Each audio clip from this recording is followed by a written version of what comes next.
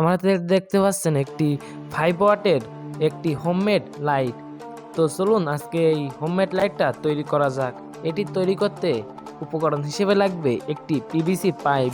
আমি এখানে 1 ইঞ্চি PVC pipe আর 1 ইঞ্চি রেখে কেটে দিয়েছি। তারপরে লাগবে একটি 5 ওয়াটের এলইডি প্যানেল।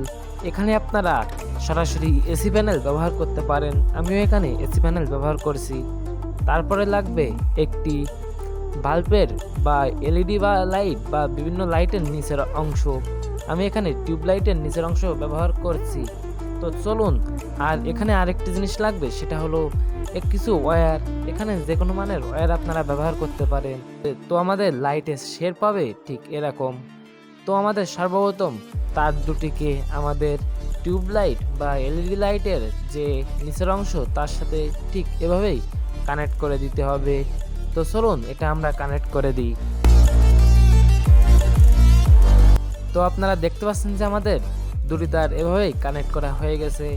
এখন এই মাউন্টের ভিতরে আমাদের পাইপটা প্রবেশ করাতে হবে, এবং পাইপটা প্রবেশ করানো হয়ে গেলে তারপরে আমাদের তারের মাঝখান দিয়ে বা মাঝে যে ছিদ্রটা রয়েছে সেই ছিদ্রের মধ্য দিয়ে আমাদের লাইটটা প্রবেশ করাতে হবে, এবং এলইডি লাইটের সাথে আমাদের সোল্ডারিং করে দিতে হবে। এলইডি লাইটে আমাদের মার্ক করা রয়েছে যে এল এবং এন লেখা রয়েছে, আমাদের যে কোনো প্রান্তে এল এবং এনে লাইন দিতে হবে। তো আমাদের ঠিক এভাবে কানেকশনটি করতে হবে, আপনারা দেখে নেন। তো আমাদের এখন লাইটটা পাইপের সাথে ভালোভাবে সেট করতে হবে। তো আমি তারগুলো ভিতরে গুছিয়ে দিয়ে লাইটটা ঠিক এভাবেই সেট করব। তো আমাদের এটা আমি যে কোনো আঠা দিয়ে লাগাতে পারতাম, কেননা এই লাইটটা প্রচণ্ড গরম হবে, যে সময় 1 থেকে 2 ঘন্টা একটানা চলবে। সেজন্য আমি এখানে যে কোনো আঠা ব্যবহার না করে এখানে এমসিল আঠা ব্যবহার করছি, যাতে লাইটটা দীর্ঘস্থায়ী হয় এবং লাইটটা খুব ভালোভাবে এখানে লেগে থাকে। এখানে সমপরিমাণ এমসিল আঠা নিচ্ছি এবং এটা মিক্স করে নিচ্ছি।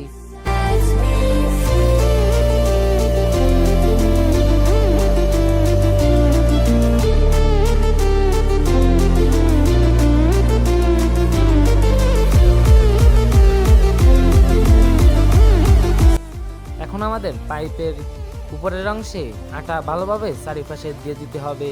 তো আমাদের আটা চারিপাশে দেওয়া হয়ে গেলে এখানে লাইটটা সুন্দরভাবে বসাতে হবে।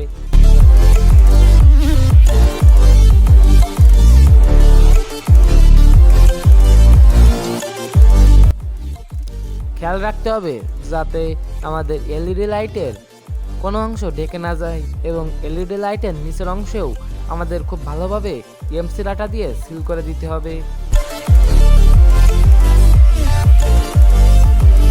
তো আমাদের লাইটটা এখন পুরোপুরি রেডি। আমি এখানে 1 ঘন্টা রোদে দিয়েছি, আপনারা যতক্ষণ না শুকাবে ততক্ষণ পর্যন্ত রোদে দেবেন।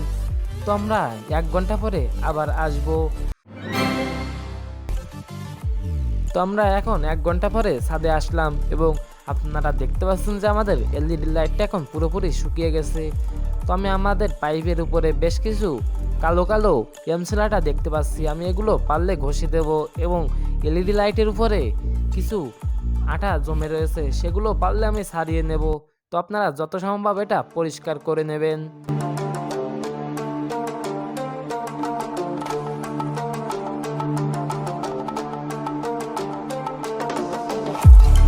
তো এখন আমাদের লাইটটা একটু খারাপ দেখাচ্ছে, কেননা শুধু পিভিসি পাইপে এটা প্রচুর খারাপ দেখাচ্ছিল। সেজন্য আমি এখানে সিদ্ধান্ত নিলাম কালো রঙের টেপ এর চারপাশে দিয়ে দেব, এবং কিছুটা টেপ পেঁচিয়ে নেব, এবং এটা কিছুক্ষণ পরে দেখলাম যে খুব ভালোই লাগছিল।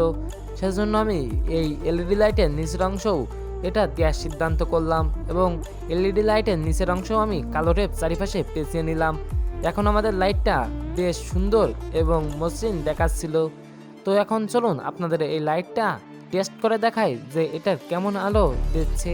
তো চলুন এখন আমরা সরাসরি এটা এসিতে প্রবেশ করাবো এবং এটা আপনাদের দেখাবো। তো এখন আমি একটি সিরিজ লাইনে আপনাদের এটা দেখাবো। তো আমি সর্বপ্রথম এটা চেক করে নিই, সেজন্য প্রথমে সিরিজ লাইন দিয়ে চেক করে দেখাচ্ছি। তার আগে সুইচটা বন্ধ করে দেবো এবং সুইচ অন করব, এবং এখানে আর কোনো লাইট নেই, শুধু আপনাদের এই লাইটটার মাধ্যমে দেখুন কত সুন্দর এবং কত মসৃণ আলো হচ্ছে।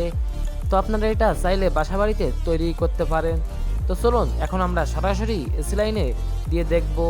তো আমি সুইচ দেওয়া হয়ে গেলে আপনাদের একটু বাইরের সাইডে দেখাচ্ছি। দেখুন এখানে পুরো ঘরটা কত সুন্দরভাবে আলোকিত হচ্ছে। তো আপনারা বুঝতে পারছেন যে এখানে 5 ওয়াটের আলো হওয়া সত্ত্বেও এটার আলো কত উজ্জ্বল। তো বন্ধুরা, আপনি যদি গ্যাজেট নলেজ বাংলার নতুন একটি দর্শক হয়ে থাকেন তাহলে please hit the subscribe button, এবং অলরেডি দর্শক হয়ে থাকলে আপনাকে অসংখ্য ধন্যবাদ গ্যাজেট নলেজ বাংলার সাথেই থাকার জন্য। এবং পরবর্তী ভিডিও খুব দ্রুতই আসছে, ততক্ষণ আপনারা সুস্থ থাকবেন। ধন্যবাদ।